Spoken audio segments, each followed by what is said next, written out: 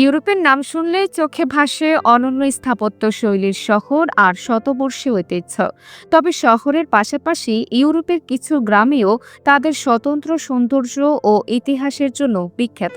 চলুন এমন কয়েকটি মনোমুগ্ধকর গ্রামের সঙ্গে পরিচিত হই। টেলারো, ইতালি। লিগুরিয়ান সাগরের উপকূলে অবস্থিত এই গ্রামে পৌঁছাতে সরু পাহাড়ি পথ পাড়ি দিতে হয়।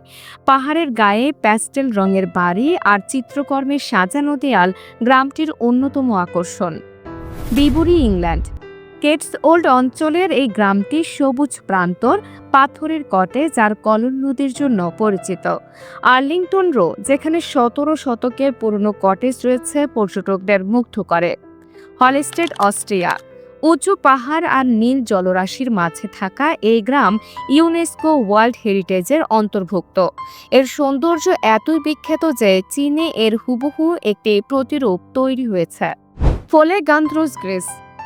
সাইক্লেডিস দ্বীপপুঞ্জের কাছে এই গ্রাম সাদা বাড়ি, স্লেট পাথরের রাস্তা ও নীল ডোমের জন্য পরিচিত। ক্যাটেলগো সৈকত এখানে সাঁতারের জন্য জনপ্রিয়। কোলমার, ফ্রান্স। এই গ্রামে ফরাসি ও জার্মান সংস্কৃতির মিশ্রণ দেখা যায়। ঐতিহ্যবাহী খাবার, বিশেষত ক্রোইসেন আর কুগেলহফ, পর্যটকদের মুগ্ধ করে। Rain, Norway.